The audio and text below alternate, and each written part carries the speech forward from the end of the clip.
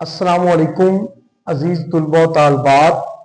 आज हम फिराक गोरखपुरी की गज़ल जो कि 12वीं जमात के निसाब में शामिल है उसके आखिरी 3 अशार की तशरीह करेंगे। पहले 3 अशार की तशरीह हम पहले कर चुके हैं। ये दुनिया कोई पलटा लेने ही वाली है अब शायद, हयाते बेसुकून के सर में ये शोरीदगी कब थी। शायर का नाम फिराक गोरखपुरी। पलटा लेना मुहावरा है जिसका मतलब होता है तब्दील होना। शुरीदगी का मतलब होता है दीवानापन।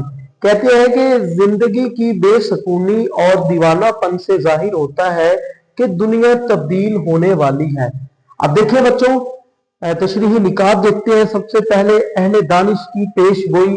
जो दानिश लोग होते हैं, दानिश्वर होते हैं, वो पहले ही पेश गोई कर देते हैं कि हालात कैसे जा रहे हैं, मुस्तकबिल में कैसा होने वाला है। जैसा कि आप अल्लामा इकबाल के नाम से वाकिफ हैं, दानिश्वर थे। उन्होंने पहले ही बता दिया था कि पाकिस्तान जो है ना वो कायम हो जाएगा। उन्होंने पाकिस्तान बनने का ख्वाब देखा था। तो जो दानिश्वर होते हैं वो पहले ही पेश गोई कर देते हैं। ऐसे ही फिराक गोरखपुरी भी इस शेर के अंदर जो है ना वो पहले ही पेश गोई कर रहे हैं। ये दुनिया कोई पलटा लेने ही वाली है अब शायद। जोशो जज्बे में शिद्दत, ये जो शुरीदगी है, दीवानापन है, ये जोशो जज्बे में शिद्दत को बयान कर रहा है। जब इंसान के अंदर जोश और जज्बा, इसकी शिद्दत बढ़ जाती है तो कामयाबी हासिल करने के इम्कान ज्यादा हो जाते हैं। तो इस चीज का भी जो है इस शेर के अंदर जो है ना वो जिक्र किया गया है। कामयाबी के लिए बेसुकूनी, इंसान ने जब कामयाबी हासिल करनी होती है तो बेसुकूनी से गुजरना पड़ता है। जिंदगी में आसानियों को नहीं देखा जाता, मुश्किलात को देखा जाता है और मुश्किलात से सब्र के साथ जो है ना वो गुजरा जाता है। इसी तरह देखें 1947 से पहले के हालात, जब पाकिस्तान बनने वाला था, जब यहाँ के मुसलमान जो है ना वो गुलामी में थे, अंग्रेजों की गुलामी में थे, तो उस वक्त की कैफियत लोगों ने पहले ही बता दिया था कि अब अंग्रेज यहां से जल्द चले जाएंगे और हमें आजादी मिल जाएगी। जैसा कि मौलाना जफर अली खान का भी शेर है कि कोई दिन जाता है पैदा होगी दुनिया नहीं, खूने मुस्लिम सरफे तामीरे जहां हो जाएगा। तो लोग पहले ही बता चुके थे कि अब हमें आजादी मिलने वाली है। तो ऐसे ही है ना, क्योंकि फिराक गोरखपुरी का भी उसी दौर से ताल्लुक है। वो भी गुलामी में थे, अगरचे फिराक गोरखपुरी हिंदू थे, लेकिन हिंदू भी यही चाहते थे कि हम अंग्रेजों की गुलामी से आजाद हो जाएं। तो हयाते बेसुकून के सर में ये शुरीदगी कब थी। कह रहे हैं कि पहले ऐसे मुश्किल हालात नहीं आए थे जैसे अब आ चुके हैं। जैसे अब अंग्रेजों ने जुल्म सितम शुरू कर दिया है, पहले ऐसे नहीं था। तो इससे शायद अंदाजा लगा रहे हैं कि बहुत जल्द हमें आजादी मिल जाएगी। इसी तरह मुश्किलात के बाद आसानी, जिंदगी में जो मुश्किलात आती हैं इनके बाद आसानी का होना भी एक जरूरी अमल है। अल्लाह ताला ने भी कुरान मजीद में फरमाया है कि हर मुश्किल के बाद आसानी है। तो ऐसे शायर भी हमें बता रहे हैं कि ये जो शुरीदगी है, ये जो मुश्किल है, इसके बाद आसानी आने वाली है, दुनिया बदलने वाली है। देखिए हवाले के तौर पर मौलाना जफर अली खान का शेर जो मैंने आपको सुनाया है, इसी तरह गालिब का ये शेर कि रात दिन गर्दिश में है सात आसमान, हो रहेगा कुछ ना कुछ घबराएं क्या। या आप अल्लामा इकबाल का शेर भी लिख सकते हैं, सुकून मुहाल है कुदरत के कारखाने में, सबात एक तगय्युर को है जमाने में। अगले शेर की तरफ चलते हैं बच्चों। मेरे नगमों ने ए दुनियाए गम चमका दिया तुझको, तेरे जुल्मत कदे में जिंदगी की रोशनी कब थी। चमका देना मतलब कि रोशन करना, नगमों का मतलब होता है गीत, जुल्मत कदे का मतलब तारीख घर। शायर का नाम फिराक गोरखपुरी। मफहूम देखे, ए गम की दुनिया मेरी शायरी ने तुझे चमका दिया, वगरना तेरे अंधेरे घर में रोशनी नहीं थी। अब देखे तशरीही निकात देखते हैं। सबसे पहले गम जिंदगी का लाजमी हिस्सा।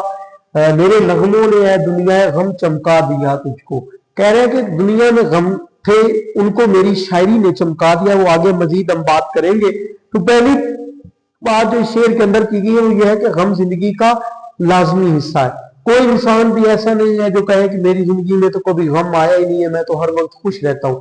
ऐसी बात नहीं है, गम जिंदगी का एक लाजमी हिस्सा है। इसी तरह देखे, गम बर्दाश्त करना हौसले का काम है, आम लोग गम को बर्दाश्त नहीं कर सकते। ये एक हौसले का काम है, एक बड़ा काम है। ठीक है। इसी तरह देखें शायर जो होते हैं ना वो गमों को बर्दाश्त करने के आदी होते हैं, वो गमों को बर्दाश्त कर लेते हैं, तो वो गमों को बर्दाश्त करने के आदी होते हैं। दुखों से समझौता, शायर ने भी दुखों से समझौता कर लिया, दूसरे लोगों को भी जो है ना वो दर्श दे रहे हैं कि आप भी दुखों से जो है ना वो समझौता करें।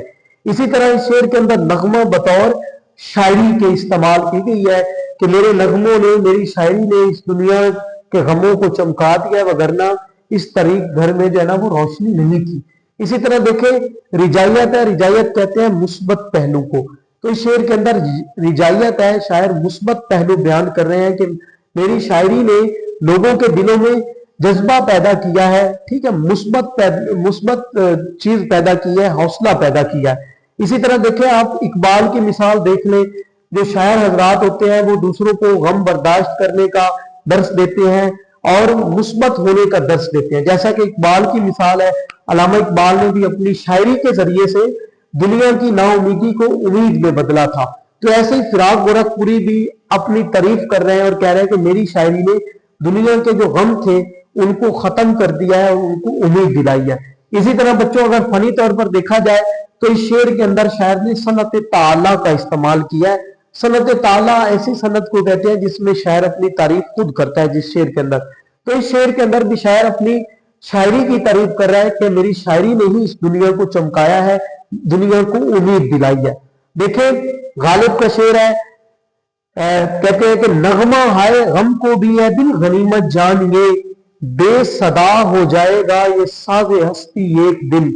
या इसी तरह ख्वाजा मीर दर्द का शेर कि ता कयामत नहीं मिटने का दिले आलम से, दर्द हम अपने इवज छोड़े असर जाते हैं। इसी मौजू का शेर इकबाल का भी एक है, वो भी आप लिख सकते हैं कि हजारों ख्वाहिशें हजारों साल नरगिस अपनी बेनूरी पे रोती है, बड़ी मुश्किल से होता है चमन में दीदावर पैदा। आखिरी शेर मक्ता है, इसकी तरफ जाते हैं, कहते हैं कि फिराक अब इत्तफाकाते जमाना को भी क्या कहिए, मोहब्बत करने वालों से किसी को दुश्मनी कब थी। इत्तफाकाते जमाना मतलब के जमाने की तब्दीलियां, मफहूम देखें, कहते हैं कि ये जमाने के इत्तफाकात में या तब्दीलियों में शामिल है कि आज लोग मोहब्बत करने वालों से दुश्मनी करते हैं, वरना पहले इनसे कौन दुश्मनी करता था। ठीक है, मतलब कि पहले वाले लोग मोहब्बत करने वालों से दोस्ती करते थे, अब वाले लोग दुश्मनी करते हैं, उनको बुरा भला कहते हैं। देखिए तशरीही निकात, पहली बात यह है कि मोहब्बत एक फितरी जज्बा है। वो आपने सुना होगा कि मोहब्बत की नहीं जाती, मोहब्बत हो जाती है। तो मोहब्बत एक फितरी जज्बा है, इंसान का इसमें इख्तियार नहीं है। साहिब मोहब्बत का मोहब्बत चाहना, जिस इंसान को मोहब्बत हो जाती है वो ये चाहता है कि अगला बंदा भी मुझसे मोहब्बत करे, मेरा महबूब भी मुझसे मोहब्बत करे। तो इस शेर के अंदर भी ये बात की गई है। अब देखें, पहले मोहब्बत करने वालों से लोग दोस्ती करते थे, उनको अच्छा समझते थे, लेकिन अब मोहब्बत करने वालों से लोग दुश्मनी करते हैं, उनको बुरा भला कहते हैं। हालात तब्दील होते रहते हैं। मोहब्बत और नफरत के मौजूआत में भी अब हालात शायर कह रहे हैं कि तब्दील हो चुके हैं। इसी तरह बच्चों देखें, ये मक्ता का शेर है, गजल का आखिरी शेर जिसमें शायर अपना तखल्लुस इस्तेमाल करता है, उसको मक्ता कहते हैं। तो ये मक्ता है, ज्यादातर मक्ता जो है ना वो पेपर में तशरीह के लिए नहीं आता, लेकिन ये गजल की जान होता है, इसलिए इसको भी समझना जरूरी है। तो समझ आ गई होगी कि अब जो है ना लोग मोहब्बत करने वालों से दुश्मनी करते हैं, उनको बुरा समझते हैं, लेकिन पहले मोहब्बत करने वालों से लोग दोस्ती करते थे। अब देखें इस मौजू के शेर, हफीज होशियारपुरी का शेर देखें कि मोहब्बत करने वाले कम न होंगे, तेरी महफिल में लेकिन हम न होंगे। इसी तरह अहमद फराज का शेर कि वो दुश्मने जान से प्यारा भी कभी था, अब किससे कहें कि कोई हमारा भी कभी था। ठीक है, एक और शेर भी आप इसमें लिख सकते हैं, करूंगा क्या जो हो गया मोहब्बत में नाकाम, मुझे तो कोई और काम भी नहीं आता। तो ये थे फिराक गोरखपुरी की गजल के आखिरी 3 अशार। उम्मीद करता हूं कि आपको इन अशार की समझ आई होगी। मजीद वीडियो के लिए मेरा यूट्यूब चैनल राशिद बशीर 187 को सब्सक्राइब करें और वीडियो को शेयर भी करें। अल्लाह हाफिज।